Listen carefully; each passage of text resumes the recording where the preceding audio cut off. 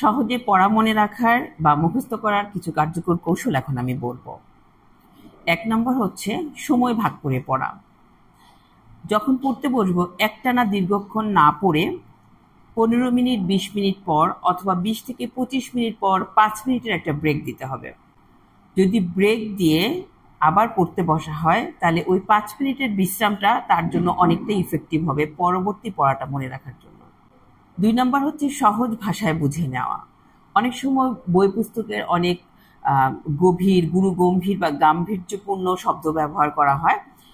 চাইলে সেই শব্দগুলোকে সহজ সরল সাবলীল ভাষায় আমরা ব্যবহার করতে পারি এবং পড়াটাকে আরো একটু সহজ শব্দ ব্যবহার করে আমরা পড়াটাকে শিখতে পারি। যদি কঠিন শব্দগুলো মুখস্থ করতে যদি কঠিন হয় বা কষ্ট হয় তাহলে আমরা শব্দগুলোকে একটু সরল শব্দ ব্যবহার করে পড়াটা খুব সহজেই মুখস্থ করতে পারি। ছোট ছোট সংক্ষিপ্ত নোট তৈরি করা পড়তে পড়তে অথবা হাইলাইটার ব্যবহার করা। যখন আমরা পড়তে পড়তে খুব ইম্পর্টেন্ট টপিকসগুলো বা ইম্পর্টেন্ট প্যারাগুলো আমরা নোট ডাউন করতে পারি, পড়বো লিখতে পারি জাস্ট শুধু প্যারাটার নাম।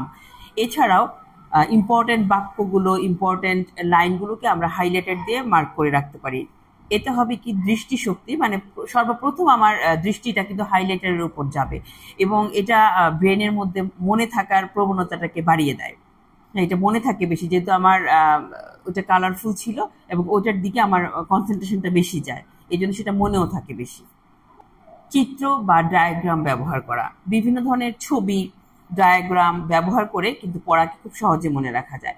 যেমন অনেক বড় একটা পড়া হয়তো একদম সিরিয়ালি পড়ে মুখস্থ করার চাইতে যদি সেই পড়াটা একটা ডায়াগ্রাম থাকে বা কোন চিত্র থাকে, সেই চিত্র দেখে দেখে, বিশেষ করে এটা সায়েন্সের স্টুডেন্টদের হয়, বায়োলজির স্টুডেন্টদের, ওই চিত্র দেখে দেখে ভালো করে যদি বুঝে নেওয়া যায় তাহলে ওই জিনিসটাই পরীক্ষার খাতায় লেখা যায়। জাস্ট চিত্র দেখে বুঝে নেওয়া। রিভিশন দেওয়া, একটা পড়ার পর যদি মনে করি পড়া হয়ে গেছে মুখস্থ হয়ে গেছে তারপর আবার রিভিশন দেওয়া, বারবার করে জিনিসটাকে রিভিশন দেওয়া, এটা একটা কৌশল হতে পারে। আরেকটা হচ্ছে যে লেখা, মুখস্থ হয়ে গেল তারপরে ওটা বন্ধ করে রেখে ওই জিনিসটাকে আবার লিখতে হবে। লেখার পরে সেখানে যা যা ভুল হবে সেটা নিজের হাতে ভুলটাকে কারেক্ট করতে হবে। এতে করে যে ভুল হলো এই ভুলটা পরবর্তীতে বেশি করে মনে থাকবে, যে এই শব্দটা আমার ভুল হয়েছিল, এটা আমি নিজের হাতে কারেক্ট করেছিলাম, তখন পরবর্তীতে যখন লিখতে যাবে তখন আর ভুলটা হবে না। গ্রুপ স্টাডি করে পড়া, অনেক সময় দেখা যায় বন্ধুরা সবাই মিলে একটা জিনিস পড়ছে, খুব ইম্পর্টেন্ট টপিকসগুলো নোট করছে, পয়েন্টগুলো নোট করছে, অথবা একজন একটা জিনিস বুঝেন আরেকজন বুঝিয়ে দিচ্ছে, বা প্রত্যেকটা টপিকস নিয়ে প্রত্যেক বন্ধু একবার করে আলোচনা করলো। এতে হবে কি সেটা মনে থাকবে বেশি। লক্ষ্য করে দেখবেন কোনো গল্প পড়ার চাইতে যদি কারো কাছে শোনা হয় সেটা দীর্ঘদিন মনে থাকে, দীর্ঘ বছরও মনে থাকে, কিন্তু পড়া গল্পটা খুব একটা মনে থাকে না। ছোটবেলায় দাদুর কাছে যে গল্পটা শুনেছেন সেটা নিশ্চয়ই মনে আছে, কিন্তু একাডেমিক সময় বা পড়ালেখার সময় যেসব গল্প পড়েছে সবকিছু কিন্তু আপনার মনে নেই। তো শোনা জিনিস মনে থাকে বেশি, এই জন্য ডিসকাশনের মাধ্যমে পড়লে সেটাও মনে থাকবে বেশি। আর সর্বশেষ যেটা বলবো সেটা হচ্ছে পর্যাপ্ত ঘুম।